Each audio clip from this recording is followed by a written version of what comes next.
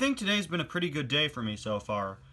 Some people found the 2021 Cars mainline, and I'm really excited for that, because the cars aren't in series.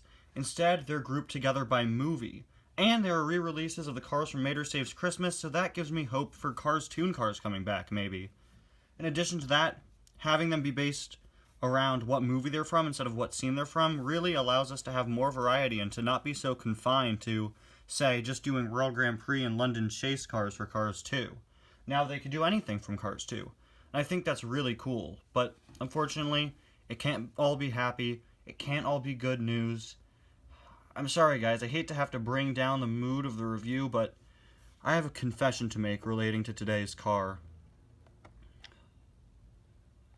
Here it goes. I've never seen A Bug's Life.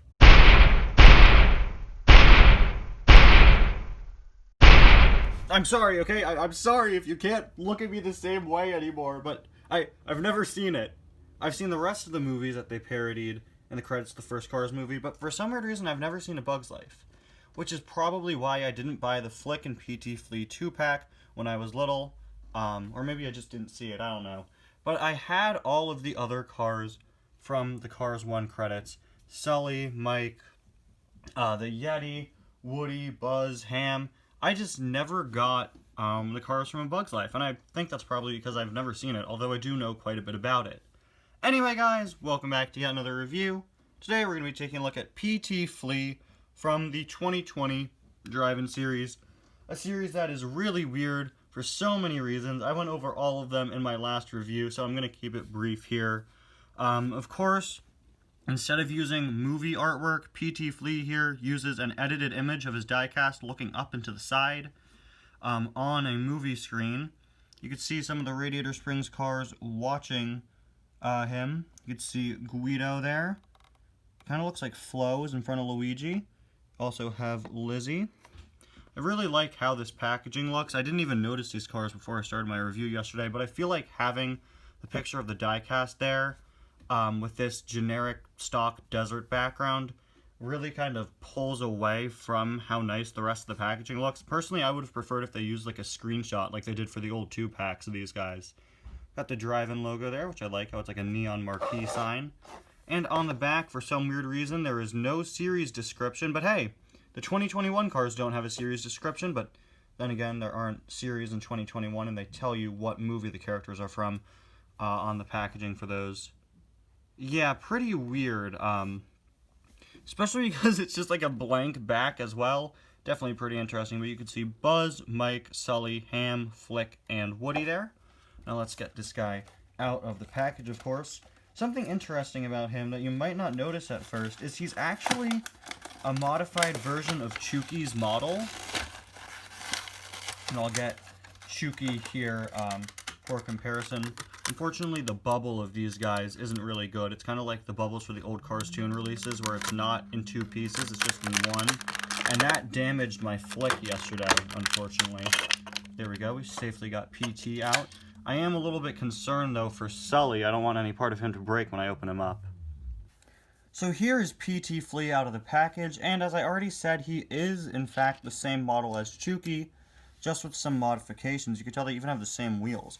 But he has this part overlaid over his hood to sort of look like the mouth area of a bug. Of course, he has the hat as well. He's got a pretty interesting expression. You can't really... Actually, no, you can see his mouth, definitely, but it is cut off by the whole bug mouth thing they have going on. Not to be confused with Bug Mouth McQueen or Kurt with bug teeth. This guy has, like, the whole bug mouth thing. I don't know. I'm sure there's an official name for what that part of, like, the bug's mouth is called. Interestingly, the back of his eyes are not white like they are on most cars. They're kind of a tannish color, kind of a greenish color, but I do believe that's accurate with PT Flea in the movie. PT Flea in A Bug's Life was voiced by John Ratzenberger, who of course provided the voice for Mac in the Cars movies, Ham in Toy Story, the Underminer in The Incredibles, the Yeti in Monsters, Inc. If I listed every single character he's played, we'll be here all day because he cameos in every single Pixar movie, but those are just some of the more notable roles he's played.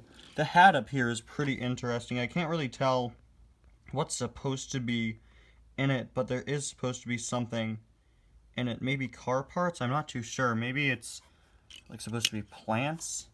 Can't really tell. His side is blank, but you can once again see those star-shaped wheels that he shares with Chucky, and I'd assume the other cars of this mold. And his license plate on the back reads ZSD. I'd assume that's some sort of a reference to A Bug's Life. I'm not too sure, though, but I'd assume it is one. If I find anything out while I'm editing this video, I'll add something in here explaining it, but I don't think, I'm not too sure what it references. There is the other side, and there is the base. Anyway, guys, thank you all so much for watching, and I'll see you guys next time when we accidentally break Sully's horn off while trying to unbox him, which is ironic because I bought this guy to replace my Sully who has a broken horn. I really don't want him to suffer the same fate. Bye now.